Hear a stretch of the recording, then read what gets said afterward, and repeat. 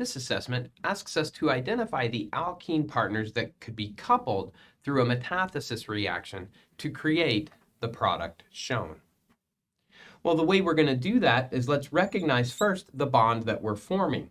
And if we split this carbon-carbon double bond that we're forming in the reverse direction, what we realize is that there's symmetry. This upper half of the molecule is identical to the lower half of the molecule.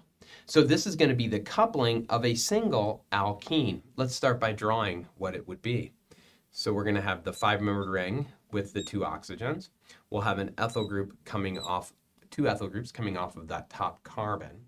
We'll have our bold wedged bond to a CH2 over to a CH, and this is going to be the first part of this carbon is going to represent one of the carbons of the alkene that's getting coupled. And so we can go ahead and draw our double bond here.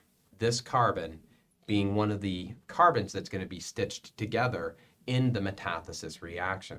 Now, most of the time, the metathesis reaction is some alkyl group attached to a CH2 attached to an alkene, and this portion gets coupled. So if we used 2 of these, we would end up with a molecule that looked like this, with this being that bond.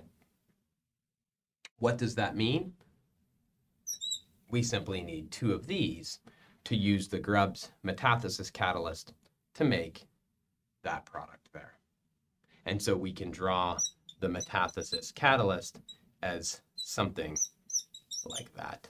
I think we say that there's some number of ligands attached. Maybe it's not 4.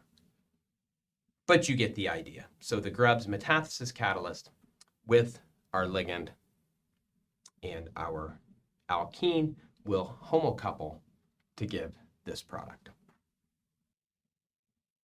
Let me jump back in. I choked at the end of that video. I don't know what I was thinking, but hey, we make mistakes too. When we draw the ruthenium, let's draw it this way. So we'll put the phenyl group, carbon, ruthenium double bond, and we put the ligand with some number of ligands in attached. So that's what we use to kind of represent that Grubbs metathesis catalyst. There you go. Mistake fixed. See you next time.